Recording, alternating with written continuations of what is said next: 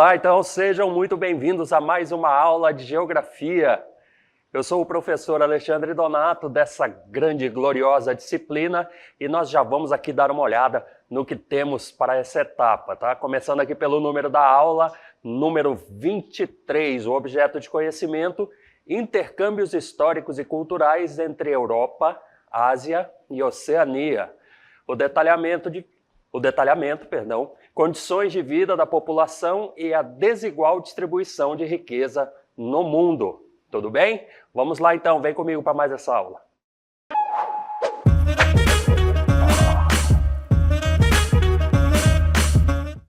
Então, gente, vamos começar aí com a nossa aula e a gente vai falar um pouquinho sobre esse quadro aqui, que está cada vez mais comum de que a gente observe, né? É cada vez mais comum, pelo menos nas grandes cidades, que a gente se depare com cenas como essa nas ruas. A gente vai iniciar a aula falando um pouquinho sobre pobreza, tá? Pobreza de forma geral. Imaginem que existem diferentes níveis de pobreza e quando a pobreza chega a este ponto, nós temos um caso bastante grave, né? No que diz respeito a isso. Vamos dar uma visitada aí no conceito de pobreza. O que é pobreza? Condição de vida na qual os indivíduos estão incapacitados de suprir as necessidades mínimas, tanto biológicas quanto cidadãs, indispensáveis para o seu desenvolvimento normal. Então vejam aí que a pobreza impede inclusive o desenvolvimento das pessoas, isso aí em diferentes aspectos, né? Ali ele faz menção ao aspecto biológico e também ao aspecto social de desenvolvimento.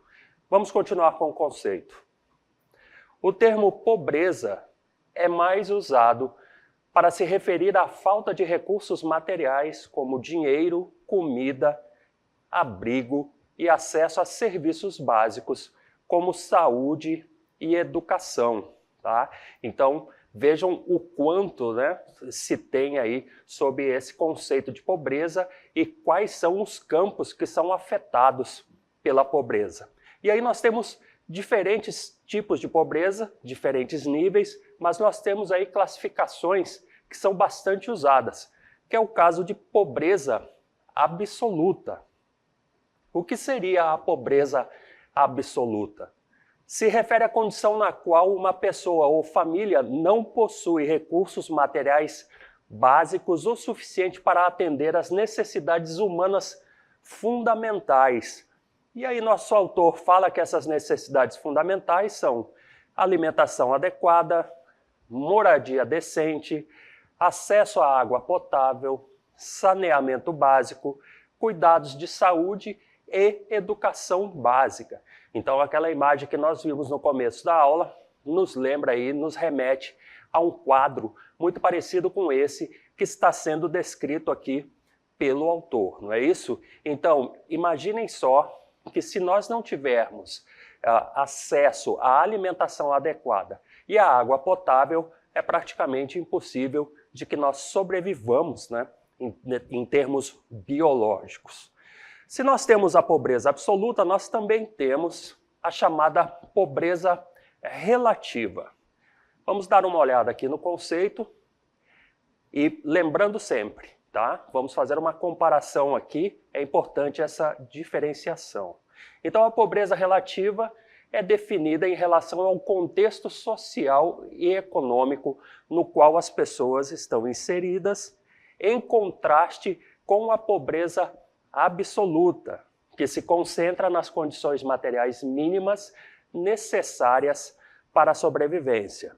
Então, o que a gente pode depreender disso? Na comparação entre pobreza absoluta e pobreza relativa, nós percebemos que a pobreza absoluta é mais ou menos, né? É difícil de colocar um parâmetro estanque, mas é mais ou menos esse exemplo do que nós estamos vendo aqui. Mas não quer dizer que as pessoas que não estão exatamente nesta situação, estão lá debaixo de telhados, que eles não sejam pobres. E aí a gente vai verificar aí a descrição ali no conceito de pobreza relativa. Existe aí, gente, monitorado por órgãos oficiais, uma chamada linha internacional da pobreza, tá? E a gente vai falar um pouquinho sobre ela aqui, é a famosa LIP. A linha internacional da pobreza, também conhecida como linha de pobreza mundial, é uma medida global de pobreza absoluta, usada para acompanhar a pobreza em diferentes países e regiões ao redor do mundo. Então você já deve ter visto aqueles gráficos, inclusive nós veremos hoje alguns, mas você já deve ter ouvido notícias, né, quando se usam lá as estatísticas que falam sobre a linha de pobreza no mundo, não é isso? Então é desse conceito estatístico, né, desta verificação estatística, que se tiram aí os números que a gente geralmente vê nos noticiários, aí, nos livros, né, que abordam também esses aspectos. Então, como que foi desenvolvida essa linha internacional da pobreza? A LIP foi desenvolvida pelo Banco Mundial como parte de seus esforços para monitorar e combater a pobreza globalmente. Ou seja, o Banco Mundial criou então essa ferramenta para que se munissem, né, as estatísticas, para que se pudesse dizer o quanto que a pobreza está afetando e onde está afetando e o que seria possível de ser feito para que nós diminuíssemos, né, essa estatística sinistra, aumentássemos a boa estatística, ou seja, trabalhos, ações para que nós elevássemos aí a condição de vida das pessoas acima dessa linha internacional da pobreza, né? Tirasse essas pessoas da situação abaixo ali da linha, ok? Um pouco mais sobre a linha internacional da pobreza, para a gente entender um pouquinho sobre essa questão, como que se mede isso, né? Quais são os valores, enfim. Então o Banco Mundial adota como linha da pobreza os rendimentos per capita de 5,50 dólares, ok? E esse PPC que está aí quer dizer paridade do poder de compra, a gente já comenta ele. Já a linha de extrema pobreza é de 1,90 dólares PPC, paridade do poder de compra. Os valores são convertidos em renda per capita mensal. Então aí esses valores são calculados vezes 30 dias, vamos colocar, que é a média aí da duração do mês, e nós temos aí esse valor mensal, não é isso? Então, como nós já adiantamos, PPC significa paridade do poder de compra. Agora, observem esse detalhe. Esta é uma medida, o PPC, econômica, que tenta comparar o valor real do dinheiro entre diferentes países, levando em conta as diferenças de custo de vida e inflação. Vejam só, eu costumo dar o exemplo de que se nós recebêssemos em dólar aqui no Brasil, nós teríamos uma paridade de poder de compra diferente de quem recebe exatamente a mesma quantia em dólares que nós receberíamos aqui, mas que mora nos Estados Unidos, tá? Então não adianta somente o valor em dinheiro. Eu que ganho, se ganhasse 1.000 dólares aqui no Brasil, teria menos poder de compra do que quem ganha 1.000 dólares e reside, por exemplo, nos Estados Unidos. Porque não é só o valor que interessa, tá? É uma série de outras questões que estão ligadas ali a essa dinâmica dentro de determinados espaços em países diferentes. Vamos continuar aqui.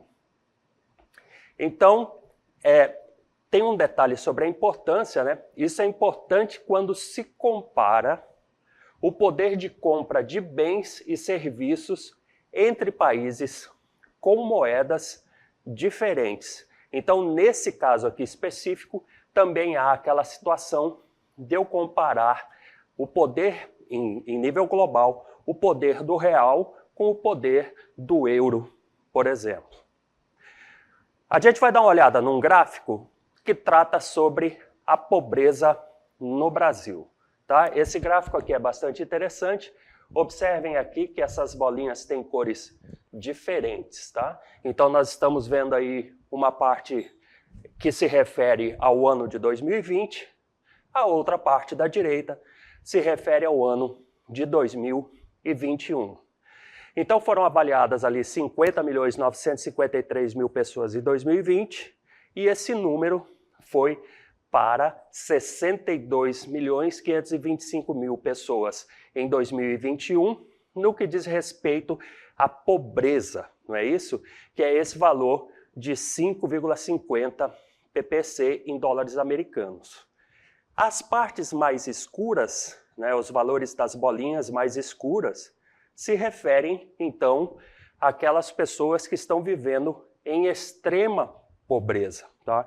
Então, das pessoas que estavam vivendo em extrema pobreza em 2020, que era de 12.046.000 pessoas, isso passou para 17.850.000 pessoas no ano de 2021.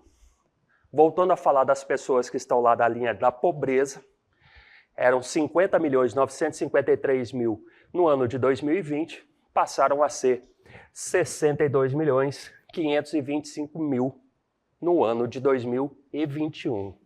Observem que de 2020, na linha de pobreza, de 50 milhões, isso evoluiu para 62 milhões, então aí na casa de 12 milhões, em acréscimo de pessoas, né?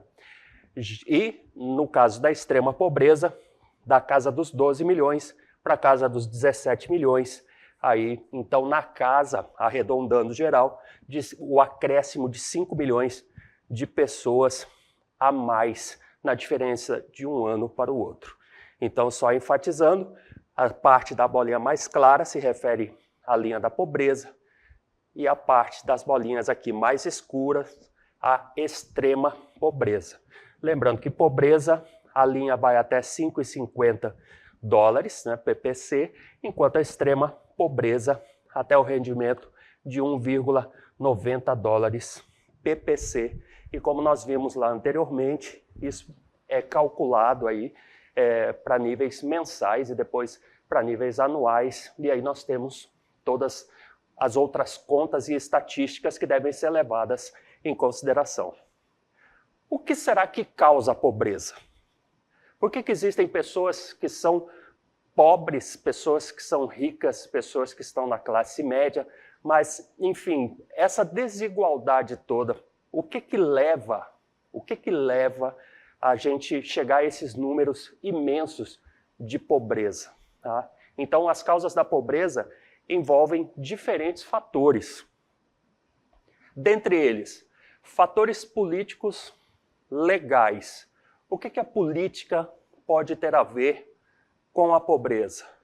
Então, lá no meio político pode haver corrupção, inexistência da democracia ou democracia frágil, lembrando e levando em consideração que a democracia seria algo como o poder do povo, não é isso?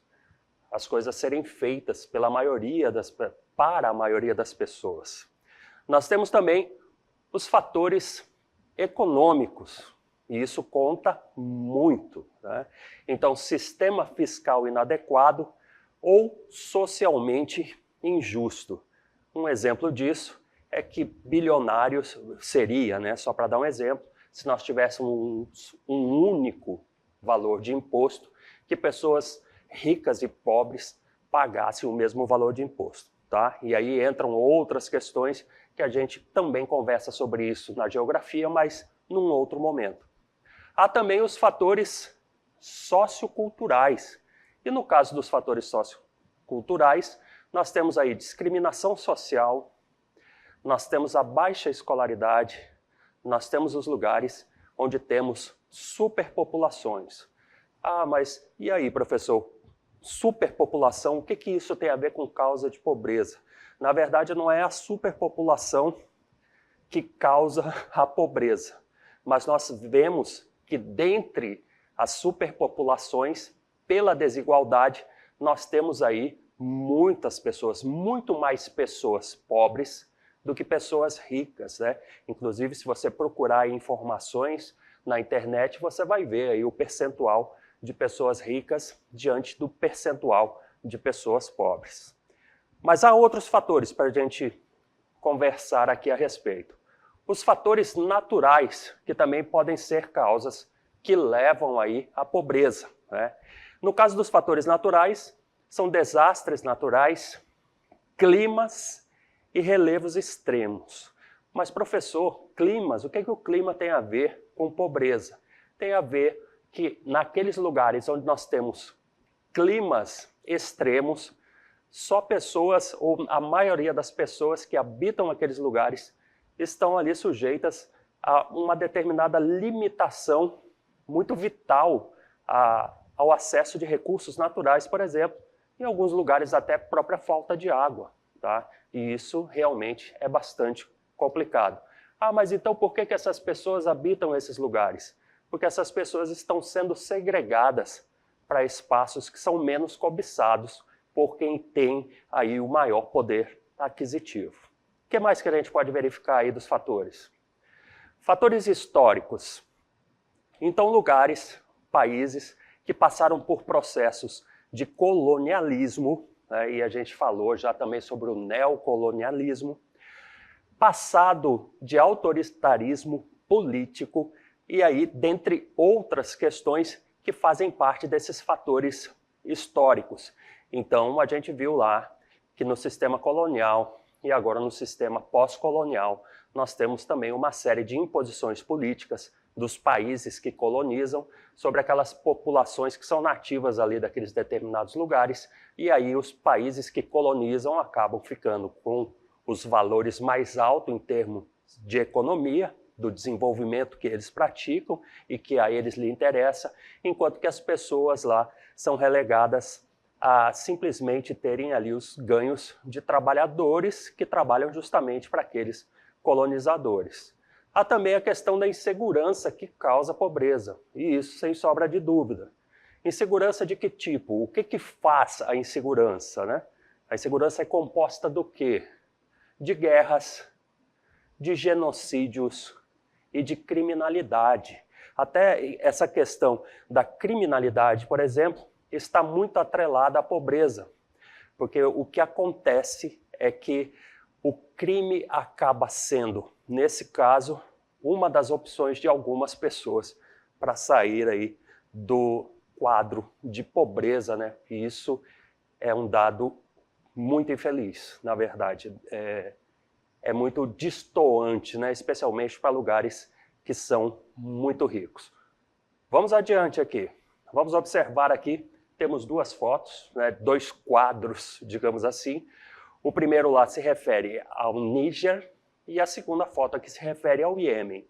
Então lá no Níger você pode observar que nós temos um lugar seco ali, né? Pouca vegetação, observem o solo ali, observem as construções, observem as pessoas. E aqui, no caso do Iêmen, nós temos uma viatura militar ali, né? Inclusive um camuflado bem característico ali daquela região, ou pelo menos bem diferente dos camuflados aí que a gente vê das fardas de outros lugares, né? De exércitos que a gente comumente tem visto aí na televisão, nos noticiários, né? Mas então, é só para dar um exemplo sobre as causas da pobreza, não é isso?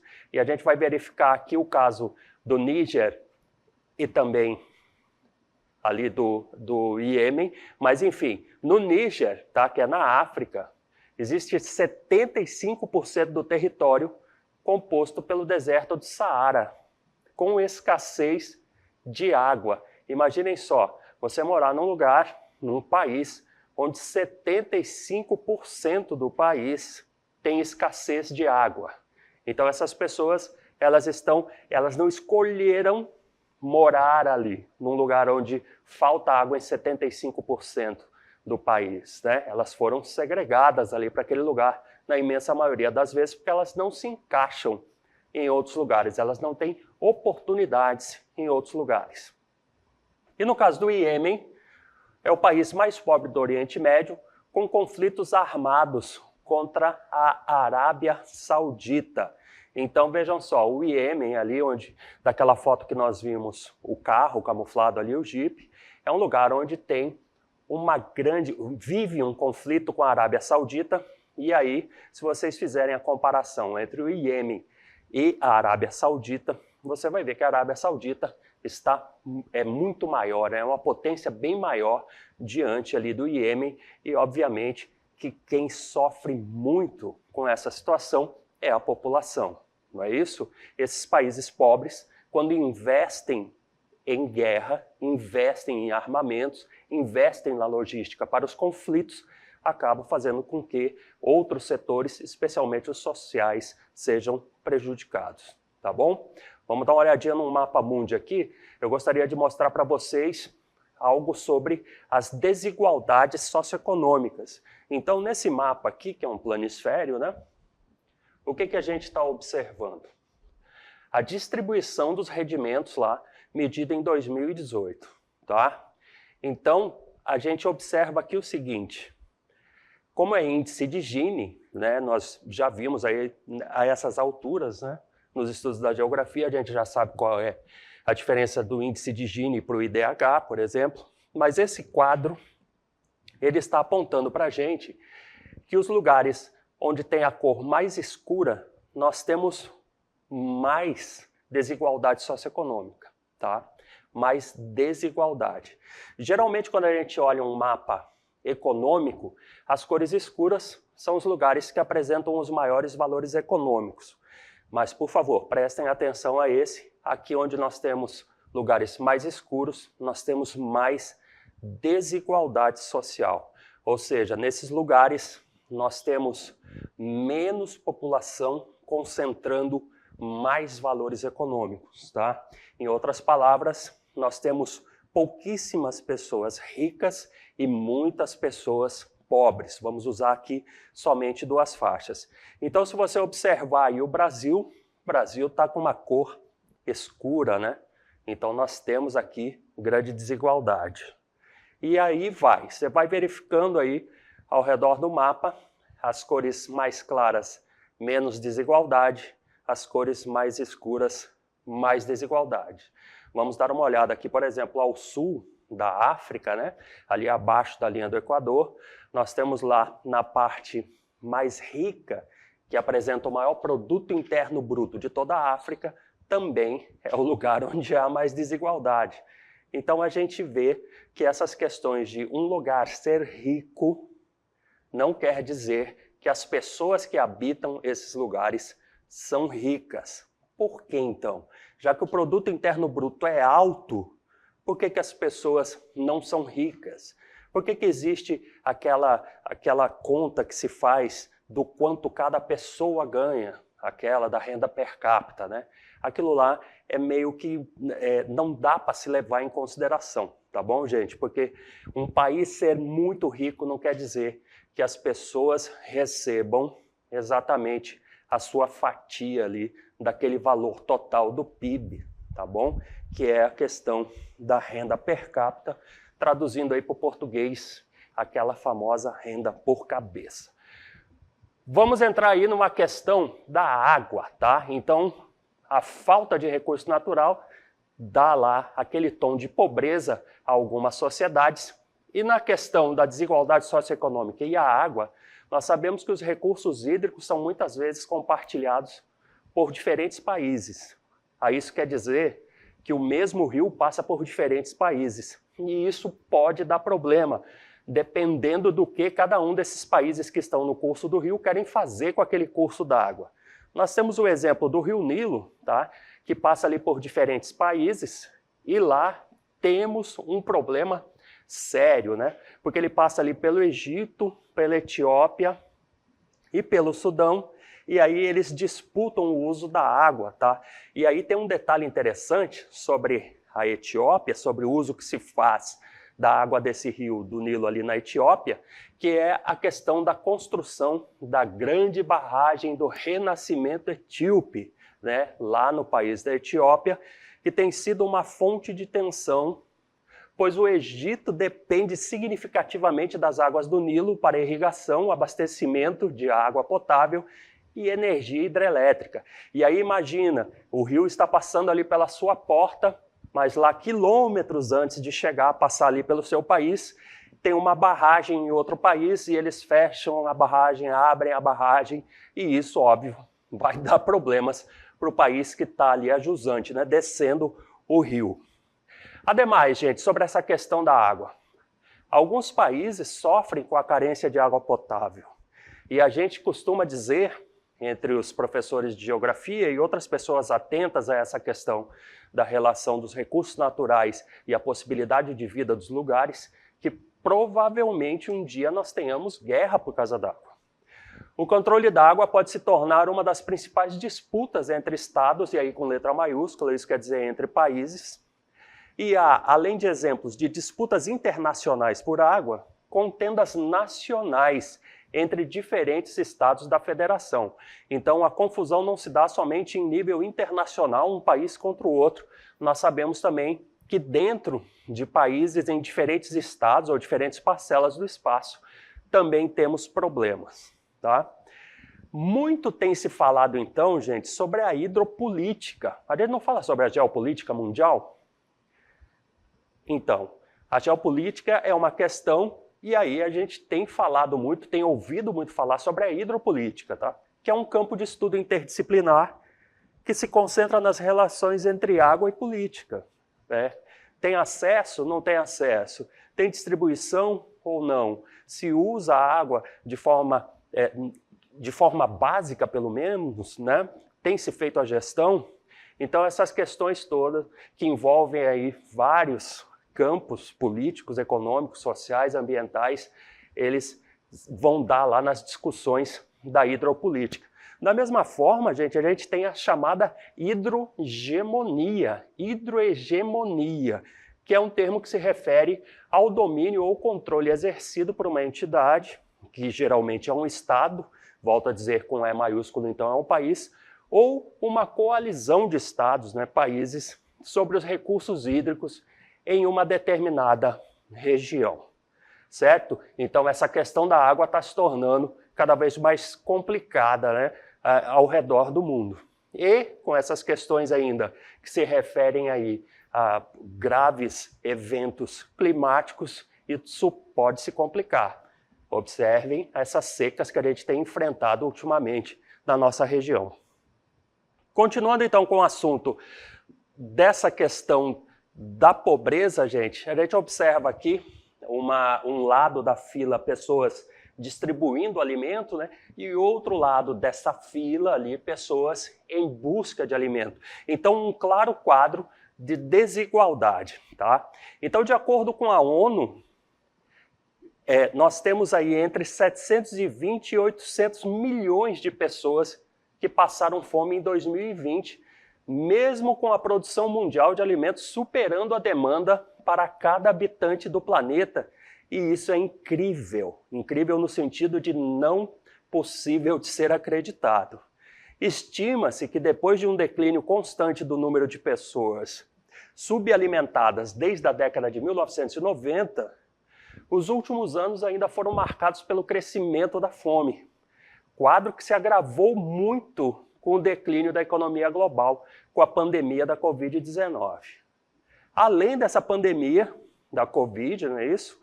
O aumento da fome está relacionado a diversos outros fatores, como secas ou inundações, como violência, como conflitos e guerras civis, concentração de renda, produção e assim por diante. Esses fatores contribuem para que o acesso aos alimentos seja concentrado em países ou grupos populacionais que são considerados ricos, ou seja, quem oferta mais valor pelo alimento tem mais alimento. E a fome atinge principalmente aí as populações mais pobres. Vamos observar um gráfico sobre essa desigualdade mundial de acesso à alimentação. Aí eu peço que você observe aqui da esquerda para a direita, nós temos barras verticais aqui no gráfico que são azuis, verde, vermelha, nós temos um amarelo aqui e por último um púrpura aqui, né? um lilás. Observem que os índices para o mundo estão de azul. Depois nós temos a África. Vejam que as barras verticais aqui atingem o topo do gráfico, né? Então a África tem mais fome, digamos assim, sofre mais de insegurança alimentar, lá no período de 2014 a 2020, conforme o gráfico está abastecido aí por esses dados, tá? Depois nós temos, de cima para baixo, a América Latina e Caribe, né, que é a segunda aqui, maior, depois a Ásia, e quem sofre com menos insegurança alimentar, então seria a América do Norte e Europa, o que nos deixa pensativos, uma vez que nós produzimos alimento aí que é consumido no mundo todo. Nós somos grandes produtores de alimento e estamos com o quadro conforme vimos ali. Mas são questões a pensar e a geografia te ajuda com isso. Nossa aula de hoje foi essa. A gente se vê numa outra.